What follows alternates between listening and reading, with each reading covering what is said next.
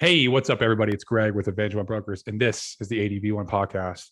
This is the podcast where we bring you relevant topics and training in order to help you out in the field each and every weekday. And for this one, this is our panel discussion. The boys are back. You should play the theme song right now. I'm just kidding. I know. Put pressure on me. Well, we're gonna do it. We're gonna do that theme song eventually. So with me, I have Mr. Kevin Vega. Kevin, how you doing? Fantastic on this day, man. Jeffrey Von Keenis, aka Jeffy Grub. Dude, grubbing up. What's going on? And Zach Allen. Zach, how you doing? Doing great, man. Thank you. So for today's topic, Jeff and I actually had a podcast we did yesterday where he was talking about his success in the field so far with the A-leads. And that got us kind of going down a path and talking and chatting. And we decided like that would be a good topic. Jeff, I'm gonna let you kind of introduce that and go over it. Sure. So we kind of talked about how, you don't know what you don't know. How, maybe sometimes your upline could be telling you that it may not be good or it may not be what they think that is. People who have actually never experienced it. So Greg made a really good point yesterday. I hope it's the topic we're talking about, right? Yeah. Okay, just making sure. We've had experience in all different areas. Like I've experienced captive agencies, we've experienced another IMO, now we're at this IMO. And I think it's a really good idea to kind of have a discussion about our experiences through the different companies we work for and the kind of careers we've had, and how, if you think the grass is greener on the other side, sometimes it's not, but I think it's a really good indicator that we've obviously seen the grass on all sides and we've decided that this is the greenest grass we found. I think people really need to realize that if you have an upline coming at you, telling you certain things that sometimes they don't have the best interest at heart for you. That's kind of what I think it should be. Now, and here's the thing is that, like you said, I've been in a couple of captive agencies. I've been in another IMOs, and a lot of people that go to IMO, the 9 times out of 10, they're either A, they've never been in the industry before, so that's the only thing that they know. So that's all that they know. Or B, they were captive once and then they went to an IMO. And if that's your comparison, if you went from a captive agency to an IMO to where you're independent, and that's all you have to base it on, of course, that, in that situation, you're like, man, this is the best situation ever. This is as good as it gets. And so it's hard to make a comparison from IMO to IMO to IMO if you've only been in one. And so I'm not saying that that's everyone's case, but if you look over and say, hey, I want to switch over, I want to see what it's like over there. I want to try the leads. I want to see the leadership. I want to do X, Y, Z. And your upline saying, no. It's terrible. They're lies, blah, blah, blah. How does that person know? How can they say that with experience if they've never been here, or if they've never been in any other IMO? If that's all they know, you can think about the purpose of reason behind why they're saying that. Okay. And so if they are saying that, it's probably because they don't want you to leave, because when you leave, they'll lose the commission overrides. They'll lose that money that you're putting in their pocket, and they don't want to lose that. And which is understandable, everyone's pocketbook's going to get lighter when that happens. But is it really for your best interests? Because here's the thing, here's the way I see it, is that if I am at a company and I'm like, hey, we're the best there is, then if somebody leaves, I shouldn't have to coerce them to stay. I should just be like, okay, well, if you found something greater, go see. But I've seen the grass on the other sides, and you'll be back in 6 months. So see you soon. Have fun. It's that simple. I shouldn't have to disparage anybody or go around and say things that I have no experience in saying, and I couldn't say, with 100% certainty, because I haven't been there. So that is a major thing for people. I think that I think when you stand back, you look at the bigger picture, kind of like you said earlier, you don't really know if their best interest is there for you because they're in a spot where their income was 100% relying on their team. And I want to use you for an example on this because I mean, obviously I came over to ADV Advantage of Brokers primarily because I want to run mortgage protection leads. But secondly, I really liked your leadership. And here was kind of the whole framework for why I came over with you. Is because when you were making that call to decide to come over to Advantage of Brokers, you made it very clear. You said, hey guys, I'm making this move no matter what. I've already found out it's the best decision for me and for everybody else too. You guys don't have to go. You guys are more than welcome to stay. I'm making that move by myself with everybody or however you guys want to do it. I'm gonna make that move. And I remember I had a conversation with you and I was like, man, that's a pretty big deal that you're just switched over, even if it's you going by yourself. And you're like, well, I think that I'm going to make it happen either way. I'm not nervous. Like if I were to go over there and it didn't work out, I mean, I know I'm going to be fine going somewhere else, or I could figure something out, is what you said. And that's a pretty strong position to be in because a lot of the times people don't make decisions based off that. They make decisions based off like, ooh, well, if I go to this other company and it doesn't work out, like I'm completely screwed. There's nowhere else to go. So you kind of put yourself in a spot where you knew you're going to be successful either way, meaning that, I want to bring this full circle, that you're not reliant on your team. So if your team is where 90% of your income is coming from, you're making decisions from a very weak position because 90% of your income is based on what they're doing.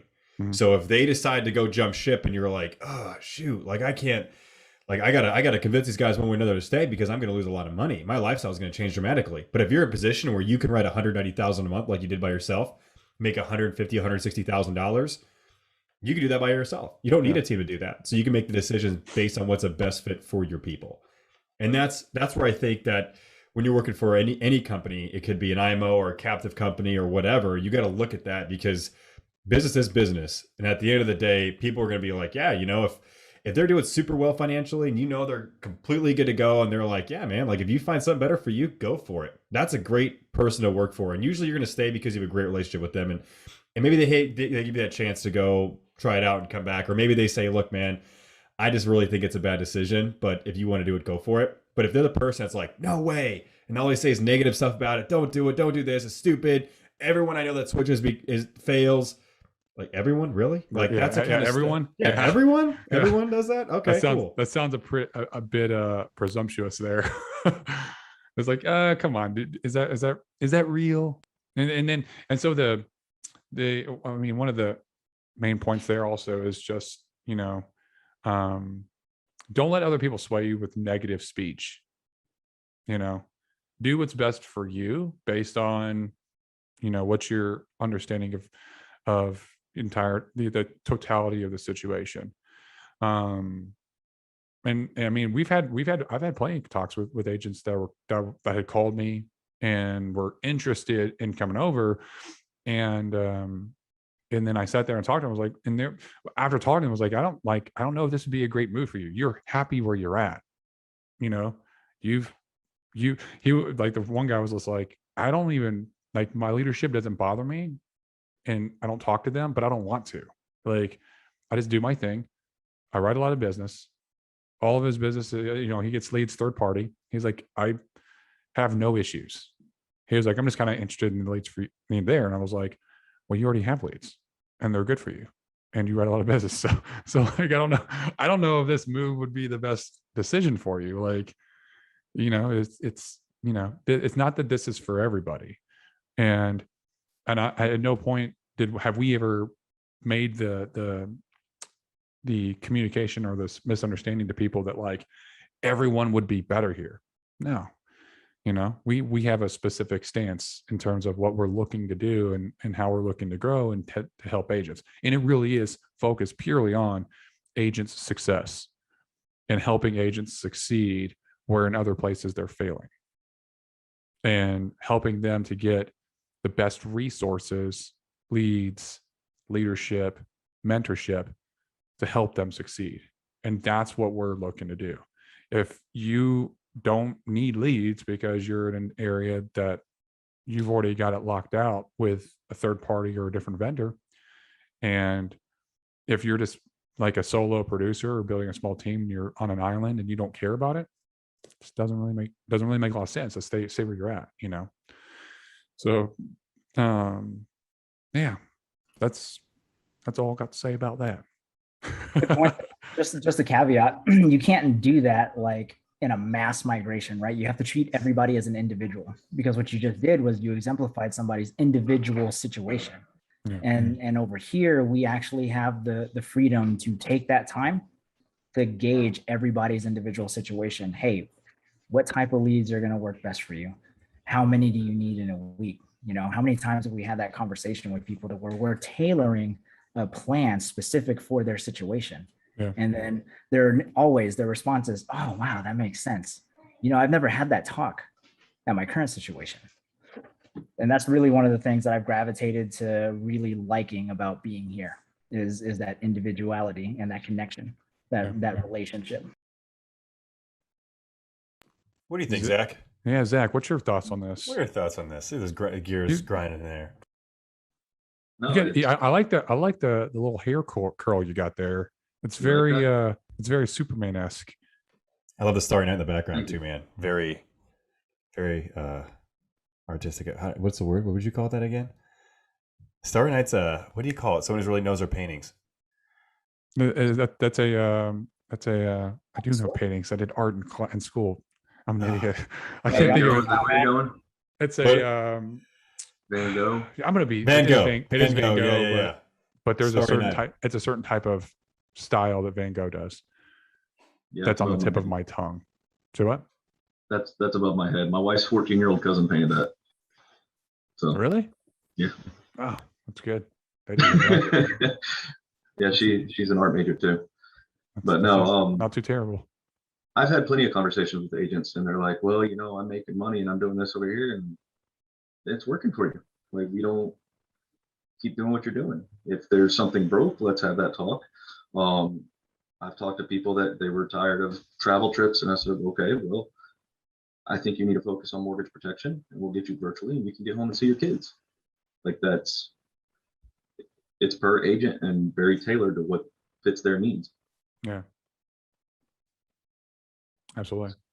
And I think that the second half of this, the second part of this conversation is, you know, if you go to leave and your IMO is now saying, you know, just the same thing we already highlighted, that, you know, hey, everyone leaves, it's going to fail, and trying to scare you, use fear to control your decision and emotions while doing that.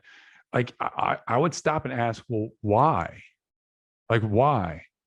You know, it's super presumptuous for one company to say, we're the best, everyone can see us here. You can't, if you're not here, you can't succeed.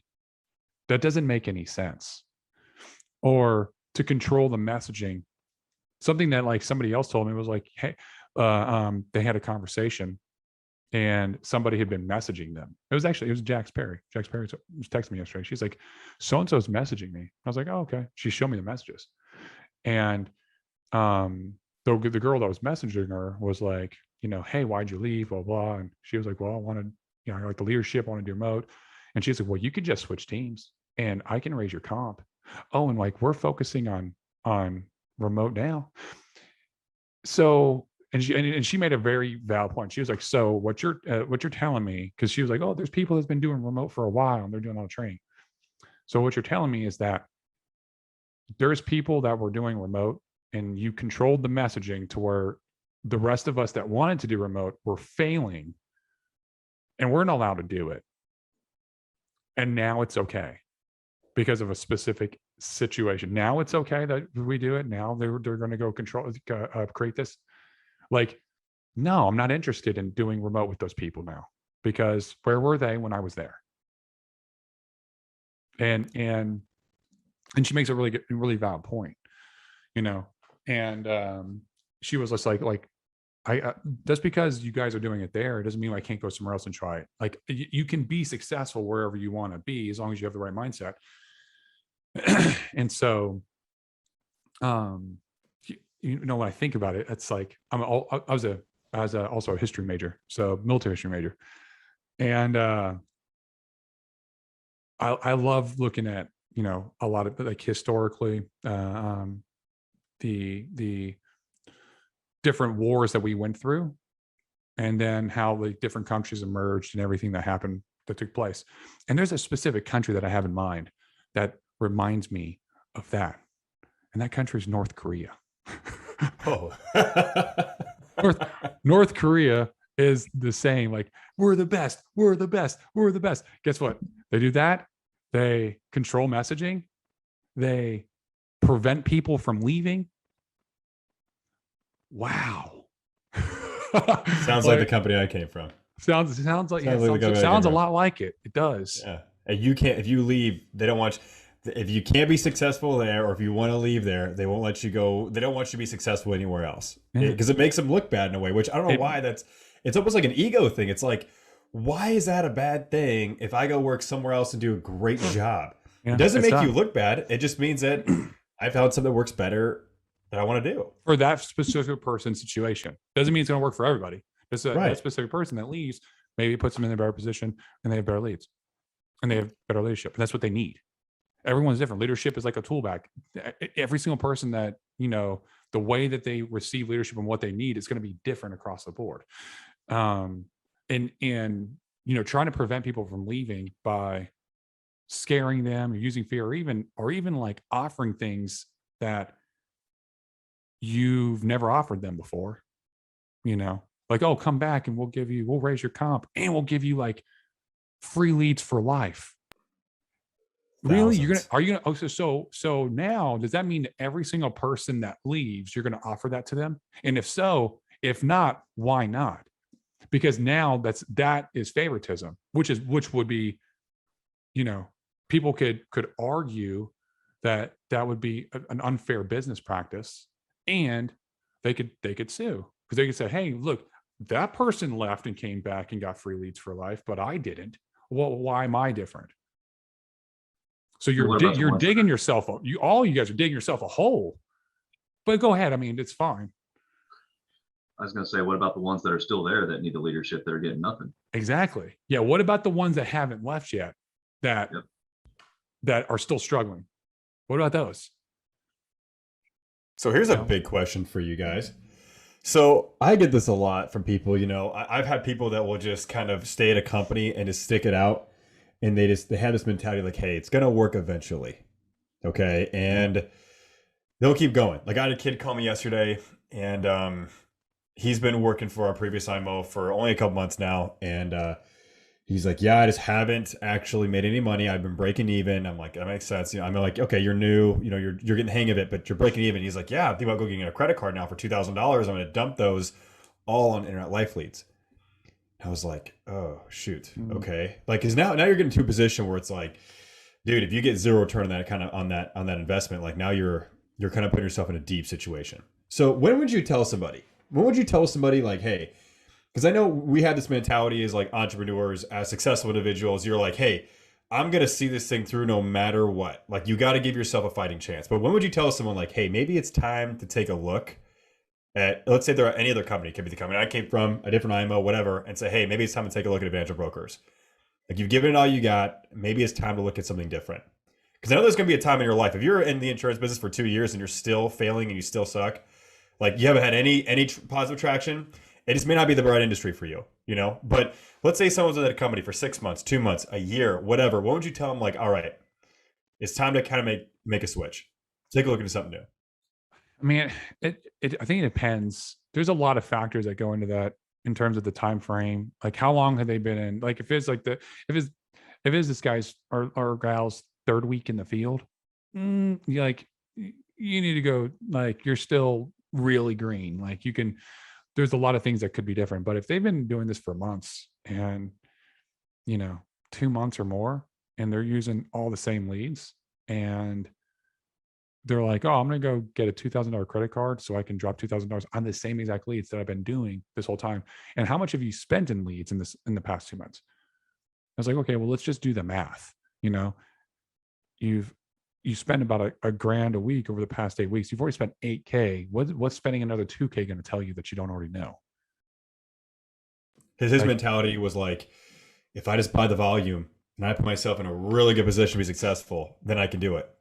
I understand that. Like, I get that. Like, you give yourself the true opportunity, but at the same time, it's like, if you're buying 100 leads a week and you're breaking even, buying 200 leads a week is not going to get you to 10,000 a week. No. You know what I mean? Here's a big question for you guys. This is a big one. I want to hear an answer from all you guys if I could, because I have a perspective on the insurance business. But if you come onto a company like Evangel Brokers, doesn't matter. If you come in the insurance industry, it's something that's good, like, you know, the IMOs we've been a part of. What should a brand new agent make in their first year? What should they expect? And here at Evangel Brokers? I would say Evangel Broker. I would say here. I mean, here specifically, I have an opinion of it. But what do you think someone should come on board and expect to make if they're working full time? If they're working full time, let's do this. I'm gonna go to Mother Google because they have like the Mother average, Google. they have the average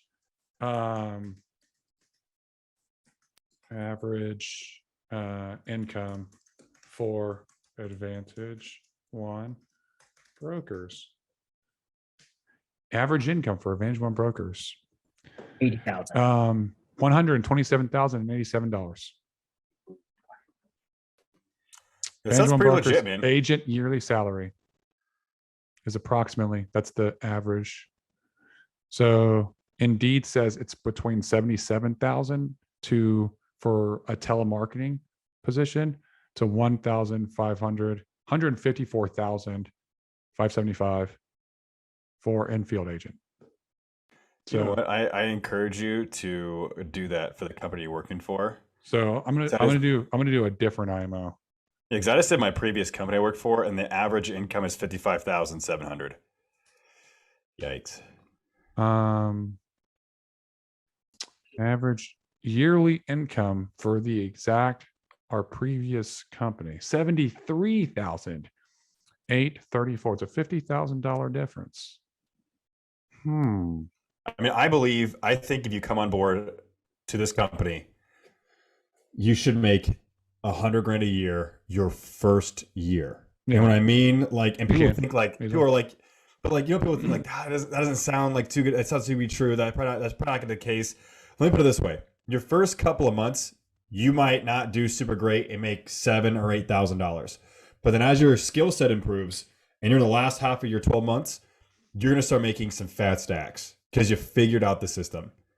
Sometimes it takes a little bit of time, some trial and error to figure out what not to do, and you'll make it happen. But I personally think it should be easy for you to make $100,000 in your first year at Evangel. And I'd say net income. Yeah, net $100,000 a year. Not make $100,000 a year and spend $24,000 on leads. I'm talking make net $100,000 in your first year.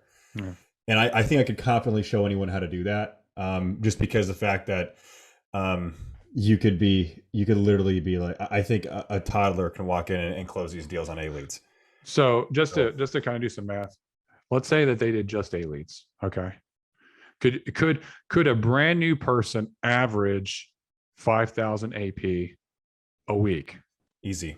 Absolutely. On 10 A leads a week. Okay. Easy. So if you did that each week, that would be $26,000 that you'd spend on leads. 500 for 52 weeks. And then if you did that'd be 260,000 that you paid premium. And if you were at, let's just say 100% commission, and you just multiply that by, that would be 195,000 commissions paid out minus the 26. You're really looking at like 170.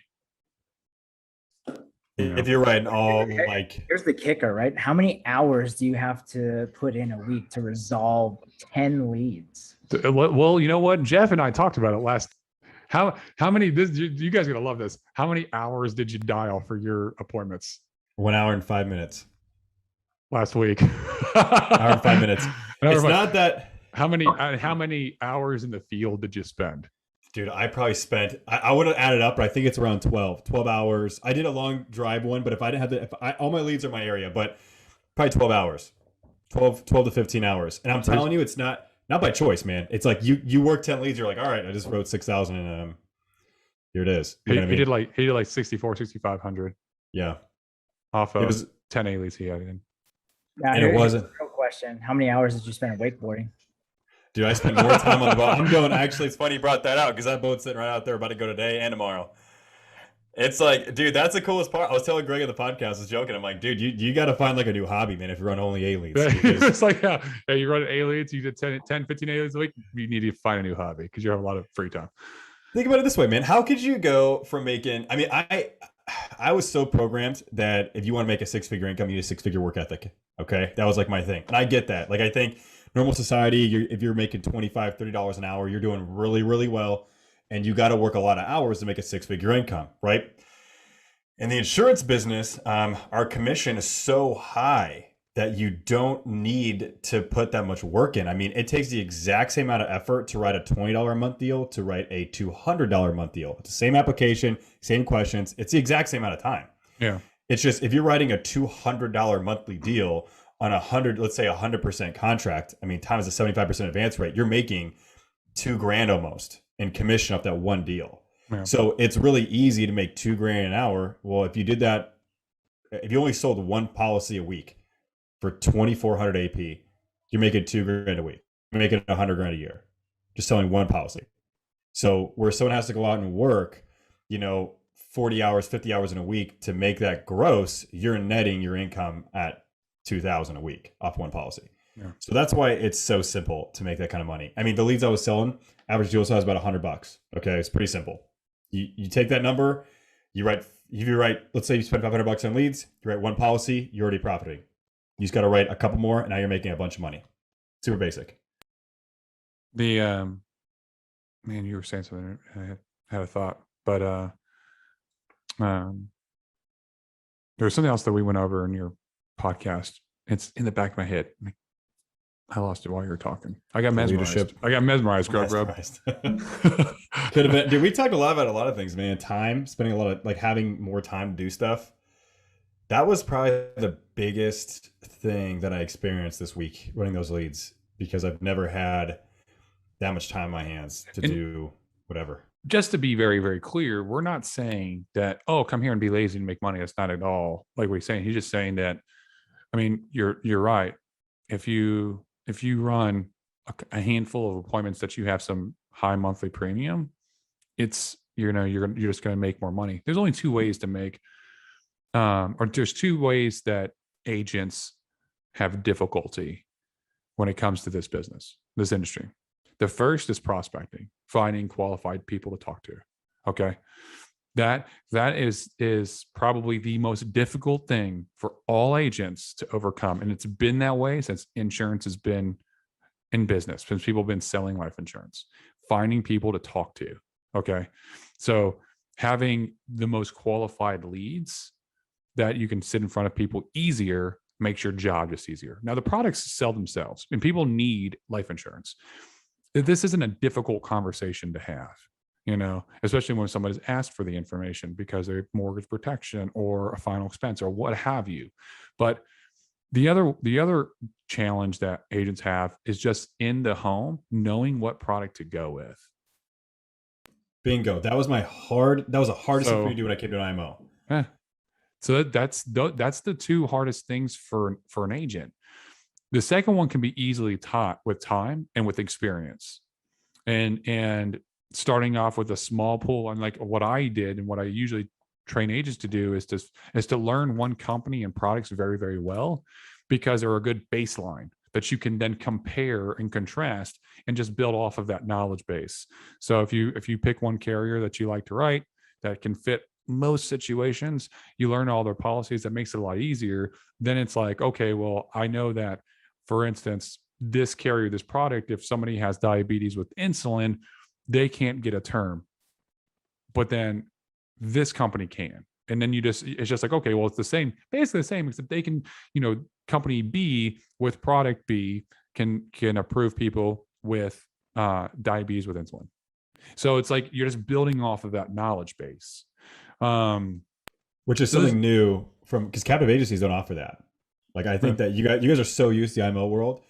Working for a captive company, you don't have that arsenal. You have one company you could sell, and they have a few products. And if they don't qualify, they don't qualify. You're on your way. Sorry. I can't tell you how many policies I missed out on, how much business I missed the writing on, because I didn't have a guaranteed issue company, or I didn't have a really good term product that I could offer. Or maybe, you know, I lost a deal because you guys probably don't know this, but the company I worked for, every single policy was underwritten. There was no such thing as, like, when I came here and you guys were like, simplified issue, I'm like, what's simplified issue? Oh, they did the answer right away. I'm like, what?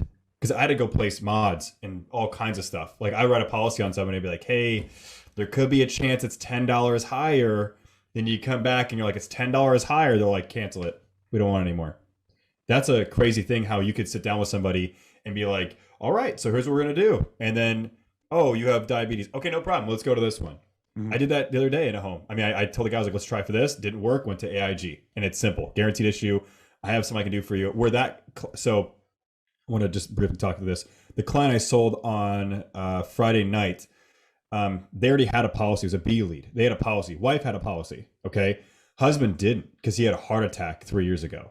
So when I got there, she's like, yeah, we can't get a policy for him. No one qualifying. I'm like, well, I could get him a policy 100%. And so I tried the Moo, and Moo said no. So I was like, all right, AIG. Worst case scenario, guys, you're getting this policy. You're good to go. And they're like, yeah, let's do it.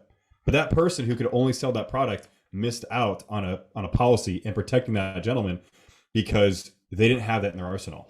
So having all these companies to work with is a really big deal, because if you have an arsenal to work with, you have a lot of products you could sell. You can help every single person if you want. Doesn't matter who they are, big, small, old, young, whatever. You can help everybody. 2, we have great compensation. 3, the prospecting is locked down. So there's no way you can lose. You know, there's no way you can lose. If you're in the biggest position to be successful, you have everything you need. And to bring it full circle, those two things that, you know, agents have most issues with, and in order to be successful, you know, the first one is all about systems. Those are just systems, and that's the responsibility of the IMO, to make sure that they're, or the company, if you're a captive company, that's their responsibility to make sure that they are giving their agents the right tools for prospecting to succeed, whether it's tactics to get referrals or leads or whatever it may be. Okay. But that's their responsibility. The next is the responsibility of the upline to teach and train the agent in order to make sure that they know, hey, when you're in the home, these are the situations that you'll run into, and this is how you would handle it. This is the best product to go, and kind of teach that product training in order for them to be more confident and say with confidence, hey, this is what we're going to do. But if you lock those 2 down, it's done. Then you can have the work ethic that you're talking about, Jeff, where you can be like, hey, I'm going to get a second hobby because I'm making 6 figures a year and I work like 10 hours, 12 hours, 15 hours a week, and I'm making almost $200K a year that I'm netting after spending money on leads. And I have all this extra time to spend with my family, my kids, whatever, because the prospecting piece is done. It's locked down here. And that's the difference. So as a leader at another company, I mean, what do you tell your people, man? What would you do? I mean, think about it this way. I mean, it's actually, the question's already answered itself for you, Greg, specifically. You already made the decision to, like, all right, it's time to move, it's time to go. Kevin, Zach, what would you guys do? What if you're in a position where you're in an IMO or you're a leader in an organization, there's something much better? What would you do in that situation? Would you do due diligence to check it out for your team? Would you tell your team to sit tight? What would you do? I mean, as a leader, you have an obligation to do something. It's pretty evident what I would do, right? And here's the thing, I haven't been in the industry long. I got my license at the end of March, right? First week in the field was beginning of May, and I've been doing it part-time ever since. What Greg said is highly accurate, right? As leaders, our span of control is really relegated only to that latter piece. We can train people, but when it comes to the foundational systems and processes, what kind of influence do we have to actually change that for the better? For example, we had very prominent individuals come and do podcasts. And a question that I consistently started bringing up week after week was, hey, leaders are supposed to help resource their agents. What improvements are we making at the foundational level to help drive that change, right? To increase people's close ratio, to increase people's contact ratio with the leads, right? Things like that. I could ask the question, but there's nothing Kevin Vega, can do at my, high comp, right, about it? Absolutely nothing. So am I going to continue to put people in a situation and have to either tell them a tall tale or lie straight to their face to say, all you need to do is just keep hitting your head up against that wall? No. Eventually the wall will break. That is, or you'll knock yourself out and you'll quit. and that doesn't even happen like in war, right? In the military, you don't do that. You think about the situation. If you're losing battle after battle, hey, what do I need to do different in order to win this war, right? To win this conflict.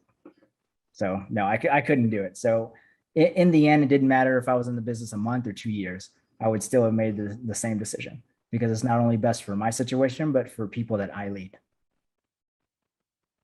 Absolutely. Zach, you're super quiet, man. Sorry, mute does that. But when it was presented to me, it's about vetting everything. Over there, I brought on a personal friend, watched him spend thousands and fail. And that's tough. I mean, and it's the leads. I was third party the entire time. That's how I did it. So coming over here and, watching Jeff run the A leads, 100% booking ratio. I didn't even get that third party. And we haven't even touched on the products available to us. Like, that's incredible too. I was running a quote for a previous client the other day, everything available to us before, and what I have in my toolbox now, just about half the cost. I'll close them on Monday. Yeah. I mean, it does make a difference. Having proprietary products also, and that's something we haven't really talked about much. We haven't even hit on much. Maybe I think we in a future topic of the show. But that's the world's innovating, man. That's it. I mean, the world is crazy. Innovating. It puts a lot more stuff in our toolbox that we never had before. It's a win-win. Yeah. Especially on, this is kind of going back in time, but when you guys are talking about doing virtual, a lot of people were really excited about the virtual side of things, telesales. I can't remember who talked about this. I think it was Chris Curry, but he said the insurance business, like the life insurance business, gets like they're like the tail end of everything. I mean, they get everything last. Like, you have companies that are like health insurance companies. They've been doing telesales for years, decades. Yeah. You have car insurance companies. I don't know. I said this the other time, but when was the last time you had a car insurance agent in your home? Yeah. I've never had a car insurance agent in my home, nor a health insurance agent in my home, but life insurance agents still go in the home. So the thing is that when the world is innovating and progressing, like, you can either just watch it go by, you can hop on that train, and virtual is going to be the next thing. I mean, I'm not a big fan of virtual personally. I love the in-home experience. I love being around people. That's why I'm doing the hybrid method. I'm doing virtual and in-home. Mm-hmm. But the biggest thing is, man, if I get no-showed on an in-person home, it's a 20, 30-minute drive to my next appointment. If I get no-showed in a virtual, it's a 30 seconds to my next meeting. And that's kind of the future for being... I was going to say 30 seconds to the fridge. To the fridge, 30 seconds to the fridge, right? But the truth is, man, it's going to get to that point where people are going to smarten up and be like, okay, even if, which is not going to happen here, but even if you made less money being virtual, let's say you take a $400 weekly cut, you're going to save all that money from drive time, gas, wear and tear in your car, everything else. The only thing that's going to go up is probably getting a better internet service, because you don't want to have David's. I'm just joking. I'm just kidding. But he's not here to defend himself. Yeah, I know, poor guy. I was going to use that one. But the thing is, though, is that that's going to be part of the future. And you got to be on board with that. And if you can't run the leads that are going to allow you to be virtual, you're going to be in a really bad position. Because if you call somebody and they're already telling you, I didn't fill that out, good luck setting a Zoom appointment. But if you call somebody that says, yeah, I filled that out last week, way better chance setting a Zoom appointment. Or having, like you were saying, like your Zoom that you set, how that person like the next morning was like, hey, I never got the email. Can you resend me the link? They're like texting you like, hey, can we move forward? We're gonna do it a little bit earlier. That's fine. Like they were like super highly intentional. Dude, that text message was so funny. I was sending it to people that are calling me like, are the leads really that good? I'm like, let me send you this text message conversation I just had with somebody. Like they kept texting. She literally texted me. I texted her because I talked to the husband. He's like, hey, text her. She's at work. I text her. I said, hey, this is Jeff. I'm the mortgage protection guy. I'm here to deal with your mortgage protection. She's like, okay, perfect. Let's do Friday. I'm like, awesome. And then we had to reschedule it because she couldn't do 6 p.m. So we rescheduled the morning. And then she texts me again and says, hey, I haven't got the link yet. Text me 10 minutes before the meeting. Hey, I haven't got the link yet. Like, I've never had somebody bug me to be at an appointment. Usually it's the opposite. Usually they call you and you're just like, don't answer the phone. don't answer the phone because they're going to cancel. Just show up. You know what I mean? That was our mentality. But it was weird having that feeling because she was like eager to get on, and as eager she was to get on, was as eager as they were to get a policy.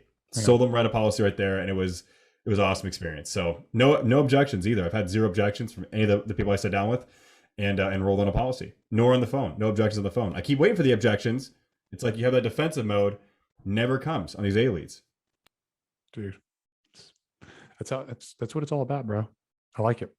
Do we have anything else that we want to beat the dead horse on this topic? Any other final thoughts? The only thing final I want to bring up was I want to make this clear for people. So we have a lot of people moving over, to the company, and some people are wondering, what's the process look like? Are the leads really that good? Yada yada yada. One thing I just want to say is that you guys are doing super, like Greg and Chris and Spencer are doing a really good job innovating the process day by day by day. So we're getting new information every single day. Sometimes it's like, hey, apply for these carriers. We're going to put you through right away so you can start writing business. Put these A leads in, put this stuff in. Like we're learning as we go on bringing all these people on board. So I want people to be very patient about that process because it does take a little bit longer than we thought it was going to take, but we have tools to basically get you in the field sooner than later. And we've been testing those, and I've been purposely testing those at the forefront for people. Like when we got access to LBL, that was the first thing I sold was LBL, just to make sure that I could show people that the phone interview was easy, get it done, and it was awesome.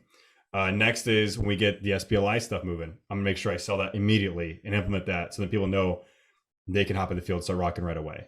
So we're working on that process. A leads are great. They work just like they said they were. I was I was kind of nervous, like, you know what I mean? This would go really bad or really good, and I'm happy it went really well. So I want people to know that the process is good. You had went to an appointment that you were going to write an IUL, that you ended up writing an IUL, but you had called John Doe and you got some information about an IUL, and you were like, dude, let me tell you about this product, bro. You were like, dude, this is awesome. And you went over it, and it was like way better than most other IUL products. And it was like super simple. Like he ran that illustration for you, explained everything. And yes, how was that? So I think what people don't realize is that here we have, it's nice having a point of contact that's an expert in that field. And John Doe, that's, by the way, it's his real name. I have to tell everybody that every time I say that. Hey, call John Doe. It's his real name. Yeah. I can't say enough good things about him, man. He did such a good job explaining it. I basically explained what I wanted to do, and he goes, dude, you need a contract with this company. And I've heard of the company. It's a really big company, but I've never even thought about contracting through them. It's called Fidelity Guarantee. F&G. He goes, yeah, F&G. I was like, okay. And he did an illustration for me. We compared it side by side with another company, and it was so much better. It's a CBO killer. Let me put it that way. It is a CBO 100 killer. But having that point of contact, I was on the phone with him for maybe 20 minutes. He broke everything down for me. He was like, here's what you need to do. And he wrote me an illustration, sent it to me. We reviewed it over the phone. Blew my mind. It was cheaper than a CBO 100, and you get more money back than you would with your CBO 100. It was a different thing. But having that point of contact, like Spencer, I mean, if you guys were on that call where Spencer and Greg got to talk about their mortgage protection training, having a guy like Spencer you can reach out to. I've talked to him like 10 times the last 2 weeks. I could call him and be like, hey, I need 5 minutes of your time. He'll be like, all right. He'll call me at some point in time, be like, here's what you're going to do. Here's what you're going to do. Here's what you're going to do. And the same thing with John Doe. Hey, John Doe, I don't know anything about anything. What do I need to know about IULs? Oh, here's what you need to know. They break it down for you. Have that point of contact. Where most companies, they just say, dude, don't worry about that. Just sell this product instead. Don't worry about that. Just sell this product instead. These guys are like, no. Add all these tools to your arsenal. So when you go in and you sell this product, it'll never be replaced by anybody. And that was kind of what was very, helpful for me, because I was so nervous going into a home and doing a client any service at all. Like I would hate to sit there and sell them a CBO 100, which that does fit the mold for some clients. But still a CBO 100 and then know like that I could have done something better for them. That's kind of the biggest like lift off my shoulders coming from a captive company, is that there's so many clients that I did a service to because I could have got a much better product. I thought it was the best at the time because you don't know what you don't know. But now knowing, I mean, you could help so many people in so many different ways. Even saving that $30 a month, that adds up over time, Yeah. So having that point of contact where you could use it is just killer. I mean, even you, Greg. I mean, I can't say enough good things about. And Kevin, geez, I call Kevin for all kinds of stuff. I don't know why I just call Kevin for everything. Like, hey, I need to know this, and he's always there, man. I'll like text him like, hey, I need help with this, and he'll text me back. I'll forget to respond. He's like, you still need help? I'm like, dude, you're the man. Thank you. So it's awesome. Yeah, I think that's another. Man, we get a lot of future content, a lot of future topics to do, because I think talking about the being able to pick the right product in the home and not be forced to do one carrier or one product really does make a difference on your retention. It makes your deals a lot more sticky. It makes it to where you're actually more of an advisor in the home, and no one's going to come in behind you and replace that policy. So yeah, I think that does make a big difference. And that's something I've noticed here, is that the retention rate for everybody hits here is a lot higher. Like the chargeback ratio is very, very low. So maybe future content we can talk about. Also, if there's anything for the viewers, if there's anything that you guys want to any topic you want to hear from us, from the boysies talk about, then we can do that. Just let us know in the comments, or you can text any of us. I'm sure if you're watching this, you probably have our information. But if you don't, you're gonna get it right now. So Kevin, if anyone wants to get in touch with you and they want to get some help in the field, how can they reach you? You can always text or call me, 720-416-2907. Perfect. Grub. Hang on, guys. Wrong one. All right. Yeah, you could give me a call or text me. Text me first. 208-699-6648. Good old Idaho number. Never going to change. Mr. Allen. Shoot me a text message. My number is 609-610-6484. Every time I call Mr. Allen, I think of Barry Allen. It was me, Barry. It was me, Barry. It was me. Oh man. Thank you all for watching our content. Thank you for taking part in our panel podcast. If you're watching this on YouTube, please subscribe to the channel. Show us some love. Like the video, and if you got anything out of this, if it showed any value whatsoever at all, share it with somebody. And that you think that it can help them as well. Okay. We're coming to you each and every weekday. We're probably I'm recording so much content. I think I'm gonna start coming out Saturdays too, because I've got a backlog of stuff. I've got like 10 videos to post over the next 2 weeks. Thank you